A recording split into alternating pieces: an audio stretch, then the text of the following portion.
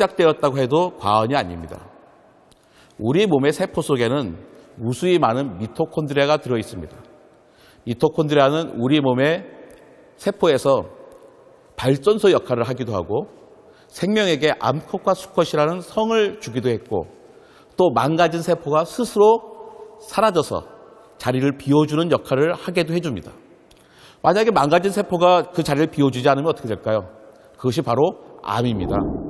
암이란 것은 그 세포가 문제가 아니라 망가진 세포가 있기 때문에 좋은 세포가 생길 자리를 차단하기 때문인 것이죠. 생명의 초기에 살 때는 산소 농도가 매우 낮았습니다. 지금의 산소 농도는 21%이지만 초기엔 0%부터 시작했죠. 그러던 어느 날 산소를 사용하던 박테리아가 산소를 사용하지 못하는 박테리아에게 잡아먹혔습니다. 그런데 몸속에서, 세포 속에서 소화가 되지 않았어요. 소화되지 않고 살아남은 것이 바로 미토콘드리아죠. 그것이 동물세포입니다. 그 동물세포가 어느 날 시아노박테리아를 또 삼켰습니다. 시아노박테리아는 광합성을 하는 박테리아거든요. 그 시아노박테리아가 동물세포에 들어와서 된 것이 바로 엽록체인 것이죠. 동물세포가 생기는 것, 식물세포가 생긴 것, 이 모든 과정은 바로 공생인 것입니다. 우리 몸은 박테리아의 공생체라고 생각하시면 될 것 같습니다. 공생이란 서로 다른 두 개 이상의 생명체가 같이 어울려 사는 것입니다. 공생에는 여러 가지가 있죠. 악어와 악어새의 관계 같은 상리공생도 있습니다. 하지만 모든 공생이 그런 식은 아니에요. 한쪽만 덕을 보는 편리공생들도 있죠. 심지어 한쪽에 해를 주는 편해공생도 있습니다. 진드기가 파리에 막 얹혀 살거든요. 파리는 진드기에서부터 얻는 것이 하나도 없습니다. 그런데 진드기는 파리에 얹혀 살면서 멀리 이동할 수가 있죠. 파리는 진드기 때문에 비행할 때 더욱더 많은 에너지를 써야만 합니다. 우리가 흔히 말하는 기생도 공생의 일종이라고 할 수 있습니다. 수미고기와 해삼이라는 관계가 있는데요. 수미고기는 해삼의 출수공에 삽니다. 출수공에 있는 여러 가지 먹이들을 먹어대는 거죠. 하지만 해삼이 수미고기한테 얻는 것들은 하나도 없거든요. 이런 것이 편리공생입니다. 회충이나 촌충처럼 몸의 안에서 기생하는 생명이 있는가 하면 진드기처럼 몸의 바깥에서, 진드기나 벼룩처럼 몸의 바깥에서 기생하는 생명들도 있습니다. 기생이든 편리공생이든 상리공생이든 모든 생명들은 같이 주고받으면서 살고 있는 것입니다. 공생을 검색해보면요, 적대적 공생이라는 단어들이 연관 검색어로 뜹니다. 아주 적대적인 사람들이, 어떤 적대적인 정치 집단이 서로를 이용한다는 뜻이죠. 하지만 자연계에는 이런 적대적 공생이란 존재하지 않습니다. 어떤 생명도 혼자 살지는 못합니다. 혼자 살려고 하면 망하죠. 대표적인 예가 천연두 바이러스입니다. 천연두는 바이올라라고 하는 바이러스가 일으키는 감염성 질병입니다. 감염되면 2주 정도의 잠복기를 지났다가요, 온몸에 발진을 일으킵니다. 그 발진은 수포가 되고 그 다음에는 고름이 되죠. 그래서 몸에서 그 고름이 심해지다 보면 사람이 죽기까지 합니다. 죽지 않더라도 온몸이 얼게 되고 또 사지의 장애를 얻게도 됩니다. 천연두 때문에 많은 사람들이 죽었습니다. 로마 황제 아우렐리우스, 그 다음에 프랑스의 루이 15세도 천연두로 죽었죠. 남아메리카에서 찬란한 문명을 이루었던 아즈텍 문명과 마야 문명도 유럽의 스페인 군들이 몸에 묻혀온 천연두균 때문에 순식간에 사라지고 말았습니다. 인류 최초의 전염병으로 알려져 있는 천연두. 두창, 포창이라고도 하고 고열과 함께 전신에 발진이 나타납니다. 호흡기를 통해 감염되는 천연두는 전 세계적으로 3억 명 이상의 사망자가 발생한 것으로 추정되고 있습니다. 천연두가 역사적으로 가장 크게 위력을 발휘한 때는 15세기. 유럽인들이 가져와 아메리카 대륙과 신세계에 퍼뜨렸을 때인데요. 약 6천만 명에 이르는 사망자를 냈었죠. 아메리카 원주민을 몰살에 가까운 죽음으로 내몰았고 결국 잉카 문명과 아즈텍 문명이 무너지게 된 계기가 됐습니다. 천연두는 19세기 영국 의사인 에드워드 제너가 우두 접종법을 발견하면서 사라졌지만 지구상의 생화학 무기로 여전히 남아 있습니다.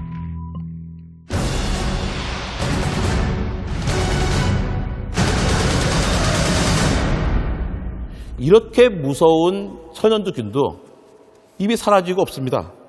1977년에 소말리아에서 마지막 환자를 낸 이후로 환자가 없었습니다. 1980년에 세계보건기구는 천연두가 박멸되었다고 선포하게 되었죠. 천연두가 왜 박멸되었을까요?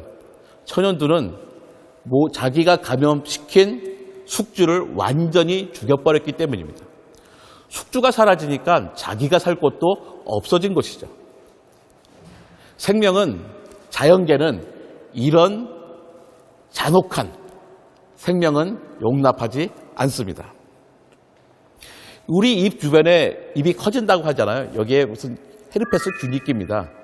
하지만 헤르페스 균은 앞으로도 영원히 존재할 것입니다. 왜냐하면 그 누구도 헤르페스 균 때문에 죽지는 않을 것이기 때문입니다. 생명에게는 저마다의 틈새가 있습니다. 갯벌에 보면요, 다양한 새들이 모여 삽니다. 커다란 호수에 보면 홍학도 있죠. 홍학은 목과 다리가 깁니다. 그래서 제법 깊은 곳에 들어가서 각각류를 잡아먹죠. 그래서 몸이 빨갛게 됩니다. 오리 같은 경우는 목은 충분히 길지만 다리가 짧아서 뭔가 깊은 곳에서 먹으려면 엉덩이를 하늘로 쳐들어야 되는 민망한 자세를 취합니다.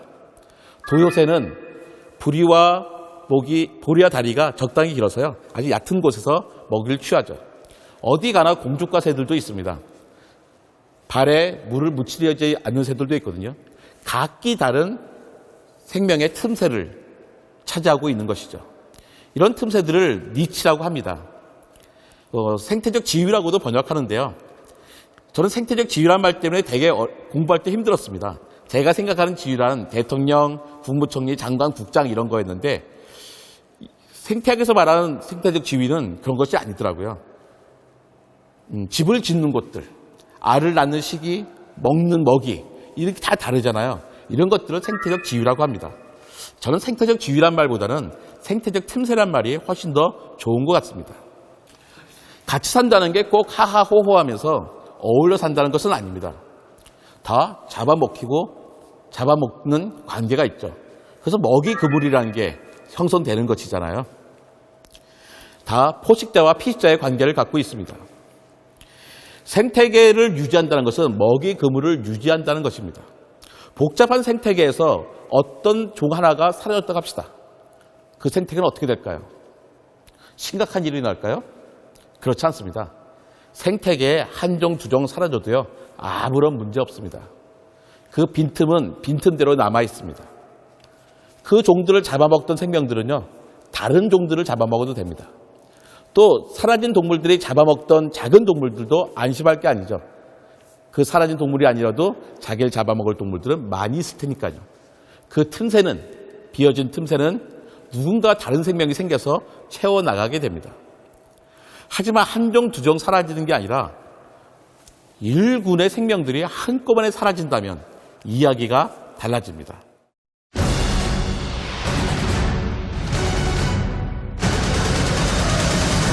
네.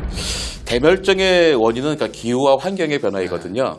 지금까지 대멸종이 혹시 몇 번이나 있었는지 들어보셨나요? 2번 아닌가요? 옛날에 페름기에서 한 번 있었던 것 같고, 그 다음에 소행성이 치면서 공룡들 멸종한 거 있고, 그거 2번인 것 같아요. 예, 그 페름기 대멸종이 3번째 대멸종이었고요. 그 다음에 공룡들이 멸종할 때가 5번째 대멸종이었습니다. 그러니까 지금까지 5번의 대멸종을 보면요, 일정한 패턴이 있어요. 온도가 5, 6도씩 확 오르거나 확 떨어지죠. 또 대기의 산성도가 높아지고요. 또 산소 농도가 확 떨어집니다. 그런데 그런 대멸종에는 어떤 생명체도 책임이 있는 게 아니었어요. 자기 책임이 아니라 지구 환경이 급격하게 바뀌었고 그 이전 환경에 적응했던 생명들은 바뀐 환경에 적응할 수 없었던 거죠. 그때 많이 대멸종하고 이제 빈자리가 생겼던 겁니다. 그런데 지금이 6번째 대멸종기입니다. 생명체는 약 38억 년 전부터 지구에 존재해왔습니다. 최초의 대규모 멸종은 4억 4,300만 년 전 고생대 오르드비스기 말인데요. 3억 년 동안이나 고생대 바다를 지배했던 삼엽충이 멸종했습니다. 2차 대멸종은 고생대 대본기 말에 일어났고요. 3차 대멸종기인 고생대 페름기 말의 멸종은 전체 생물종의 95% 이상이 사라진 지구 역사에서 가장 잔인한 멸종의 시기였죠. 중생대 트라이아스기 말, 4번째 대멸종이 일어났습니다. 생명체의 약 35%가 사라졌는데요. 포유류형 파충류도 없어졌죠. 5번째 대멸종은 6,500만 년 전 중생대 백악기 말인데요. 학자들은 멕시코 유카탄 반도에 거대한 흔적을 남긴 소행성의 충돌이 이 대멸종의 원인이라고 추정합니다. 몸무게 25kg을 넘는 육상 동물은 거의 전멸했는데요. 지구를 지배하던 거대한 몸집의 공룡도 예외가 아니었죠. 공룡의 시대는 끝났습니다. 몸집이 작고 땅속에 굴을 파고 지낸 포유류는 살아남았습니다. 공룡 등 포식자가 전멸하자 이들은 마침내 땅 위로 올라왔고 번식하고 포유류의 시대를 열었죠. 인류도 이때 출현하게 됩니다.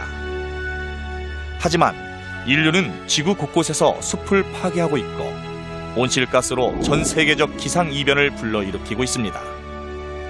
오염물질 배출로 해양 생태계를 교란시키고 지구 전체에서 생물종들을 멸종시키고 있습니다. 바로 대멸종이 일어났던 패턴을 보이고 있는데요. 많은 학자들은 지구의 6번째 대멸종을 예측하고 있는데요. 인류는 지금 위기에 놓여 있습니다. 6번째 대멸종을 멈추기 위해 우리는 무슨 일을 할 수 있을까요? 지금까지 지구에는 5번의 대멸종이 있었습니다. 대멸종 때마다 75에서 90%, 95%의 종이 아주 사라져버렸죠. 가장 큰 대멸종은 고생대에서 중생대로 넘어올 때의 페름기 대멸종입니다. 이때는 95%의 생명들이 사라졌습니다. 95%가 멸종했다는 뜻은 100마리 가운데 95마리가 죽었다는 뜻이 아닙니다.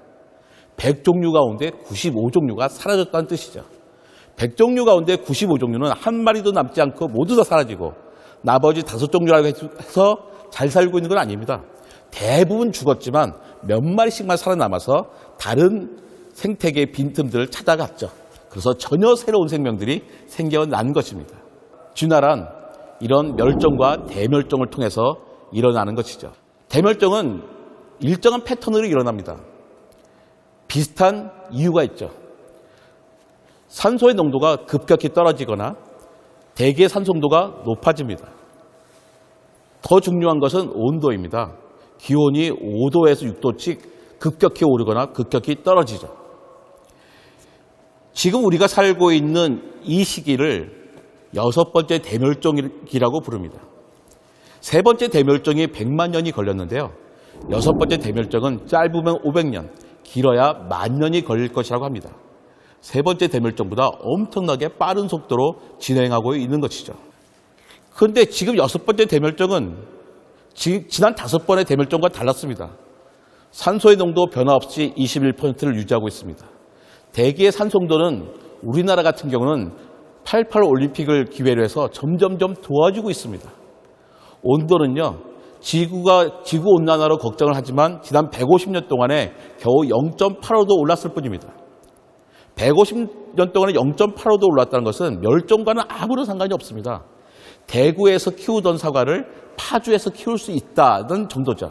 생명의 북방 한계선과 남방 한계선이 바뀌는 것이지 멸종과 이어지는 것은 아닙니다. 그렇다면 6번째 대멸종은 왜 일어나는 것일까요? 6번째 대멸종의 이름이 인류세라는 데서 힌트를 찾을 수 있습니다. 6번째 대멸종은 기후의 변화가 아니라 인류가 너무 많기 때문이라는 것입니다. 사람의 생물량이 너무 많다는 것이 문제입니다. 지구에 있는 72억 5천만 명을 모두 다 모으면 가로, 세로, 높이 2km의 상자 안에 모두 넣을 수가 있습니다.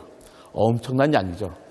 그런데요, 지구에 있는 개미를 다 모아도 같은 양입니다. 가로 세로 높이 2km 상자를 채울 수 있죠. 그런데 우리는 지금이 인류세라고 이야기하지 개미세라고 이야기하지는 않지 않습니까? 거기엔 이유가 있습니다. 개미는 자그마치 12,000종이 있기 때문입니다. 개미는 먹이 그물에서 12,000개의 틈새를 차지하고 있는 것이죠. 먹이 그물을 조밀하게 만들어주고 있습니다. 하지만 사람은 한 개의 종이지 않습니까? 호모사피스 한 개밖에 없습니다.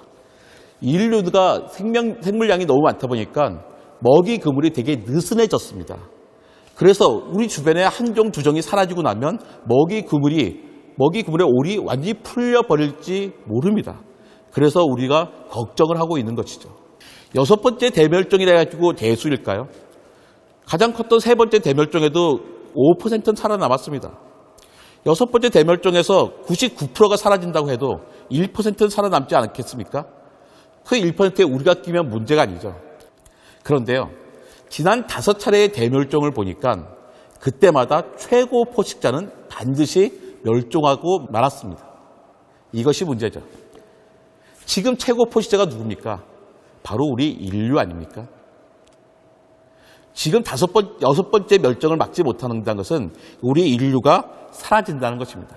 우리 인류가 없어지는데 새로운 생명들이 지구를 채우는 게 우리에게 무슨 의미가 있겠습니까? 칼 세이건이 이렇게 이야기하죠. 우리는 종으로서의 인류를 사랑해야 하며 지구에 충성을 바쳐야 합니다. 우리는 지구를 대변합니다. 생존하고 번성해야 하는 이유는 단지 우리 자신만을 위한 것이 아니라 우리가 태어난 아주 오래되고 광막한 코스모스 자체를 위한 것이기도 합니다. 이게 바로 우리 인류가 지속해야 되는 이유입니다. 호모사피엔스가 등장하기 전까지는 지구에 있던 어떤 동물과 식물도 이름을 가져본 적이 없습니다. 우주도 장엄하고 아름다운 적이 없었습니다. 다 호모사피엔스가 그렇게 말해준 것입니다. 매년 8월에 고비 사막에 갑니다. 밤에 누워서 우주를 바라봅니다. 얼마나 아름다운지 모릅니다. 저는 우주의 장엄함을 노래하고 거기 살았던 생명들을 찬양합니다. 1억 년 전에 거기 살았던 공룡들도 그랬을까요? 그렇지 않았습니다. 우리 인류라고 영원히 지속할 수는 없습니다.